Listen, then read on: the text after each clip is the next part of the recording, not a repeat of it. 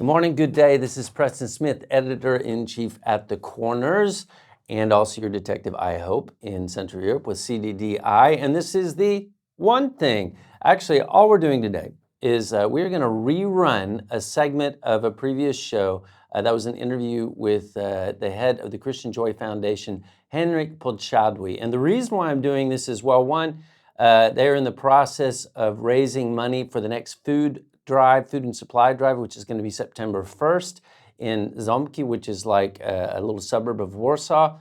But I'm rerunning this because we ran that. I immediately on email and even on Facebook and Messenger, people started asking me more and more questions about the foundation. And the questions are, well, first, the typical thing, how do I know what I donate is going to get to where it needs to go? Henryk answers that in the interview, so have a look. But I can tell you, if you want, all you have to do is show up September 1st at the parking lot at the Makro in Zabki, and you can participate yourself. You can come and load. You can meet all these guys that are driving up. The goal is to get enough food and aid to fill up 40 moving vans. And these Ukrainian pastors, they drive up, the food and supplies are loaded into their van at the parking lot. If you want to come and take part, bring a weight belt. I've done it. It's a lot of work, especially for an old guy like me, but even for a young guy like you or a young woman like you, it's heavy work. But you can come, you can meet the people, you can load this stuff, and I think you will be convinced. But that's all I'm going to say. We're going to rerun this segment of a previous episode, and you can get to know Henryk. Great guy, very impressive. I'm impressed. And the details of how to donate, if you want to support the initiative, will be at the end of the video or in the video notes. So over and out, this is Preston. Stay tuned for next week's 3 things. A lot of things are coming up. That should come out on Monday, unless we're running late. Otherwise, talk to you soon, and bye-bye.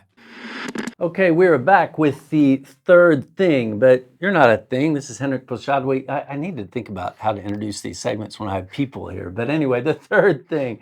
The third thing is something that I'm really excited about, really proud of, actually. Proud to know Henryk. Because he is, I'm going to tell everyone a little bit about you, but then you can tell us a lot more. He is the president of the Christian Joy Foundation, which in Polish, I believe, is Chrześcijańska Fundacja Radość, correct, right? And I think I might have said at the start of the show, the Warsaw Christian Joy Foundation. Sorry about that. But Radość is like kind of a suburb of Warsaw, so we're in the same vicinity. And the reason why I wanted to have Henryk on is we came to know each other during the spring after the war started. I was involved in some other work trying to place families. His organization at that time was already sending aid and food and supplies to Ukraine. And through a mutual friend, actually a pastor at a local church in Warsaw, we actually met, and we're going to get into that. But first, tell us a little bit about yourself, what you do, and then we'll go back to that first night of the war and what happened. My name is Henryk Podsiadly. I'm the president of the Christian Joy Foundation based in Warsaw, Poland. I'm a husband, I'm a father of 2, and a grandpa of 5. I'm the happiest man in the world, actually. Okay. I'm sitting next to the happiest man in the world. I didn't know that. Okay. All right. And tell us a little bit about the foundation, because the foundation, you've been the head of the foundation for quite a long time. 18 years. 18 years. And what was kind of the primary goal? The primary goal was 2 projects, actually, food ministry and camp ministry. And within the time, it grew very big. And so we organized like 1,200 people camps in a year. Right. And we were working, still are working with the food bank. But wait, these camps, this was before the war, right? Yes. This was before the war. These camps were for whom?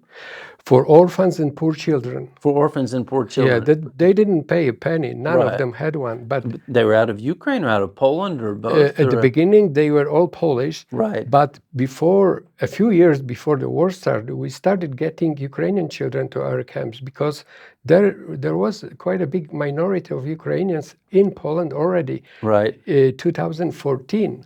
Well, right, because 2014, the war actually was going on in Donetsk. That's right. And so these were orphans, or these were kids that their parents couldn't take care of them, or They were just refugees. They refugees? were new in Poland. They didn't know where to go. So we were just inviting them to our camps, Right, provide good time and food and shelter. right. And then, Ted, let's go back to last year, the night of February 24th, when the war, this part of the war started. I remember because suddenly my phone started ringing. Actually, to tell you the truth, because of the crazy business I'm in, the detective industry, risk consulting, we had a lot of contacts, friends in Ukraine in the same business who started to get in touch, say, look, the Russians are coming. We got to get people we know out, send family out. That was happening even before. So we were a little bit set up for placing families. But you started getting calls as well, right, on that first night? Well, the first night was kind of a shock. We didn't know what to do. We didn't expect that. Actually, none of my friends believed it's actually going to happen. They didn't think it was going to happen. They didn't think. We didn't know. Right. But when it did happen, the next day, I started getting phone calls from everybody, especially from Ukrainian pastors of Ukrainian churches based here in Warsaw and all over Poland. Right. And they were calling you to do what? They were asking for food Right. and for bunk beds because all their churches became refugee camps. Just that quickly, though? A That couple quickly, of the days? first wave came the next day Right. and just flooded Poland. And so they needed food for the camps here in Warsaw, or they already needed food for the churches in Ukraine? At first, they needed food to supply those refugees in Poland. Right, right. But when that was done, they asked for bunk beds because they had to double the amount of sleeping places in their buildings.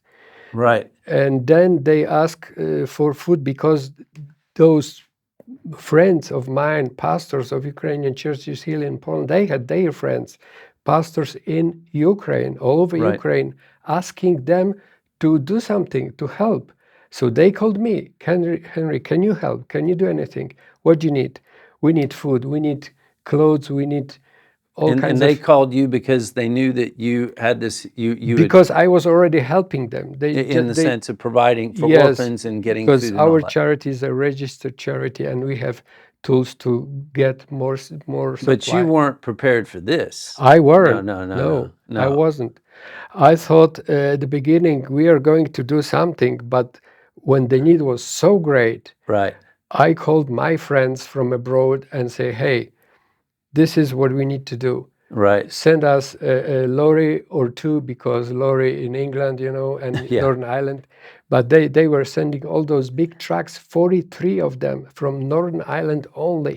Okay, now this is you're talking about Colin Tinsley Colin and Joanna Tinsley. Tinsley, Yes. right? And they have a foundation or a They have a charity, they have a yes. charity foundation. Yes, a kind of ministry. They are also working with children in Northern Ireland, but they are Okay, also so that's- helping me. To back up, I met these guys now more than once because what happens is Henryk, he started, when I actually got to know you, you'd already started having these food drives. Yes. And so once a month or once every 6 weeks, it seemed, there would be a meeting and suddenly all these trucks and food and volunteers and Ukrainian vans, and we're going to talk about how that works in a minute, but this is when I met the Tinsleys, and they would send a team for Northern Ireland.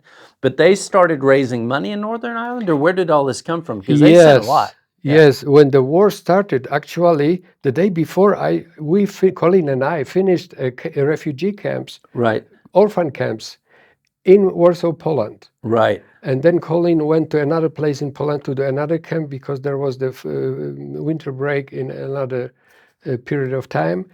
And he got calls from his home church. right. And they said, Colin, we need to do something for Ukraine. We are going to collect food and clothes and whatever is needed and send it by a van to Poland and then over to Ukraine. And he said, that's okay, let's do it. And they started collecting stuff, and suddenly it was obvious that not one van, not 10, but 43 big lorries, 18-wheelers. Semi-trucks, 18-wheeler trucks. Yes. We're on the way. were on the way, and they all landed in Poland. Right. Most of them in Warsaw, Right. and I was the one to. Suddenly you were supposed to coordinate it Yes, all. because Right. Colin and I, we've been friends for ages, and we've Right. done a lot of camps together and a lot Right. of different projects, mission projects, and humanitarian projects. Okay, well, so let's talk about, I've been, if you guys take a look at the corners, you go to the website with www.thecorners.pl and you click on the mob headline, which is not about this, but that's it. But it will, the magazine opens up, you can flip through it and you will see actually a story at the end of that sums some of this stuff up. But what happens, as I understand it, right, is that you get donations or people send trucks of food to Warsaw to this Makro, which is in Zabki. In Zabki near Warsaw, and Yeah. the Makro is so gracious to us because they let us use this big giant parking lot for free. Right. They give us even the forklift for free with Right. the operator just to unload our trucks from Northern Ireland and reload them on the Ukrainian trucks that we invite from Ukraine to come pick it up. Sometimes it's not on a pallet, so it took 40 people just to reload one big truck over to the other Oh, so Ukrainian it's just truck. packed into the truck, just however, and you've got to get it out of the truck and put Right. it into these Ukrainian Yes. vans. Okay, so that brings me to the next question, which is the Ukrainian. Okay, and this is something, and not to be offensive here, but when people call me and they ask me and they say, I want to send aid to Ukraine, I'm not the guy. That's not what I was doing. We were trying to place families. And I really was just like a telephone operator. I didn't really do very much, so I don't want to act like I did. But because my guys, we were doing a little bit of that, I would get calls and say, I want to send food, money, supplies. And then they would say, well, how do I know where it's going? Because I would say, well, send it to Henryk and you guys. Yeah. And I'd say, well, I've actually been there and seen you loading the trucks. But then they had the next question, how do I know what I'm sending is going to get to the right place? Well, if you are sending money, of course, Right. to our foundation, Right. we are a charity registered in the court for 18 years. We Right, have the right. status OPP. And as far as the food and other stuff is concerned, I have friends, as I said, I have friends who are Ukrainian pastors of Ukrainian churches based here in Poland. And those pastors, they have their friends in Ukraine. Also, many of them are pastors of churches in Ukraine. Right. And those pastors in Ukraine call those pastors in Warsaw or other parts of Poland to help. Right. Because they are already here in a free world. Right, right, right. And there is a lot of other possibilities to And so these pastors tell the Ukrainian pastors to come up here to pick up the food. Yes, and they call me. Right. Can you arrange some food run, food drive, whatever you call it? Yeah. Can you invite our vans from Ukraine to come get the food, get the humanitarian aid? Okay. And that's what we are doing for the last time. How does that work? So what you're saying is these pastors, they get in a van and they drive it. I've seen the vans are like moving vans. They'll drive them up from Ukraine all the way up to Warsaw, where you have organized the food and supplies, and then the volunteers load the stuff and then they drive back. But they do that. They get a visa. How do they manage to leave the country? Because Ukrainian men can't leave the country, right? Because those who have 3 children and more, they can leave the country. They can leave the country. And also those who are working for registered charities, they also can leave the country. Right. For a few days and they come back. Well, there was one of them that I remember I met, and I think his name was Sergey. You can correct me, I might be wrong, but he was telling me he drove from, this would have been in December, one of the first big food runs that I went to, that I saw what you guys were doing. He said he drove like 50 hours from Zaporizhia. 50 hours is actually 2 days. That's possible if you take it into consideration that there is a border and you can sometimes get stuck, wait 10 hours at the border. And some of these guys are driving out. I remember some of the drivers telling me that there were missiles falling around them when they left. And they drive all the way up and then they're going to drive it back to these areas. Unfortunately, I know cases that some of the volunteers, even Polish volunteers who went with their vans. A friend of mine runs a charity like mine, Yeah. and his volunteers got shot dead in got shot. Ukraine. Right. And his vehicle was just damaged, and Was that was destroyed, it. yeah. And that was Destroyed. it. Yeah. That was it. Yeah, that's tough to hear. Well, Yeah. I remember, and this made an impression on me, and I mentioned it in the magazine, that one of the drivers came up with his sons, and his sons, they were 16, 17 years old, maybe? Yeah. Somewhere around there. But the first time, they looked like 16 or 17-year-olds. The second time I saw them, which was maybe a month and a half or 2 months later, they looked much, much older. Like an adult. Yeah, like an adult. Now, tell me this. I got a couple more questions about the food runs. How much do you think that has been donated and delivered? Because at one of the food runs, I saw, I mean, there's just pallets and pallets, and you're filling up these vans. What does a single food run look like? How many vans are full, and what are we talking about? Well, the last food run that took place June 9th, Yeah, we invited 43 vans from Ukraine. right, Each van got one pallet of canned meat. right, And the pallet is like 2,160, 300 grams cans right. of meat. Okay, So that's a lot already. Yeah, And that's each a van great- got one pallet. And on top of that, they got also a lot of other stuff like humanitarian aid, new Nike clothes, shoes, and there was sportswear. pasta, and there were There was pasta, barley, buckwheat, whatever they kind of order or ask for, we try to get it for them. right. And then the drivers, when they take it to these locations, how do you? I mean, we talked about this already. So you trust your friends, and they trust their Yes. friends. But do these guys run into issues along the way? I mean, like it is part of Ukraine. Even when you get close to the war zone, you've got the military, you've got maybe bandits, you've got this kind of. I mean, parts of Ukraine are under siege. Well, all charities run like based on trust. Right. I trust those pastors. Right. Those pastors in Poland, they trust their friends, pastors in Ukraine. Right. And those friends of theirs, pastors, they send their volunteers, the drivers that they Right. trust. So I haven't heard of any Like thing being diversion stolen or being yeah. stolen, that time. Of course, there are some issues on the border.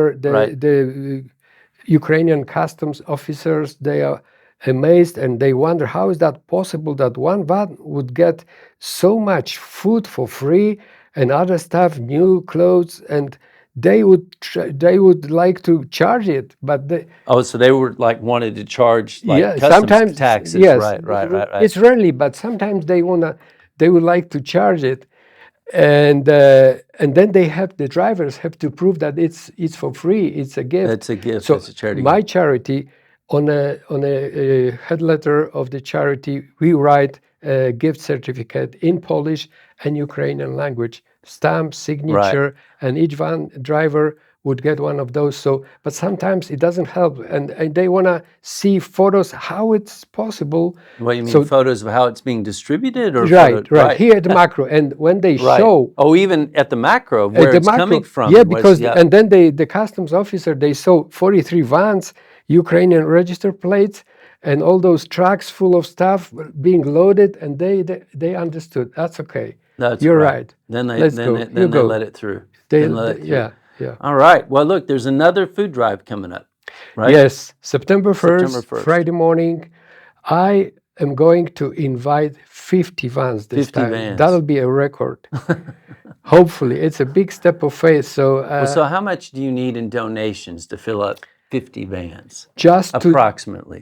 300,000 zloty was worth of just the canned meat last time with 43 vans. So maybe kind of So 300,000 zlotys. 400,000 zloty, which is $100,000 US. $100,000 US around there. Yeah. Because 300,000, that would have been like $75,000, 300,000 Yes, zlotys. that's right. But then that's not all that you delivered, because I saw the pallets of barley, the pallets of pasta. How much do you think has gone to Ukraine since you started this?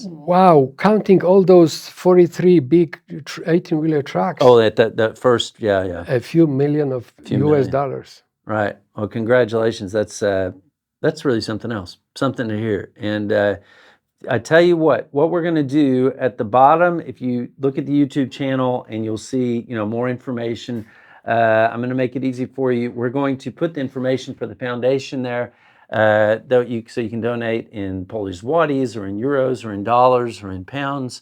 I think it's all going to be in there. And if you are in Warsaw, you can come help load and see for yourself, see what it looks like. I would bring I tell you what, when I go, because I'm getting old, I bring a weight belt to protect my back, because it's actually a lot of work. It's not quick.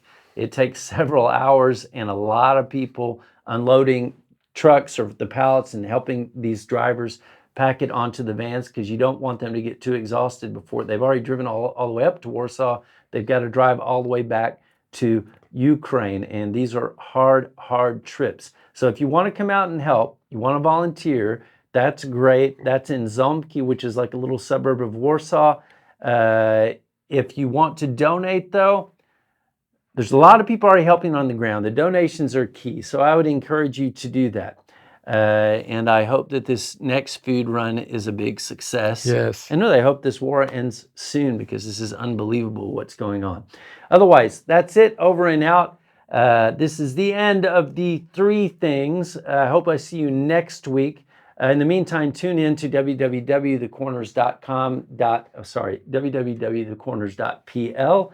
On the website, there are new stories, new blogs going up. A second part of Patrick Patterson, the photographer I told you about, that question and answer interview will go in. I think you'll find it very interesting. Next week, I'm not going to tell you. It's a secret, but I think you're going to find it interesting, and I hope to see you back. Otherwise, like and subscribe. Thanks a lot again, Henryk. Good to Thank see you very much. We'll see you soon. See All you. right. Bye-bye. Bye.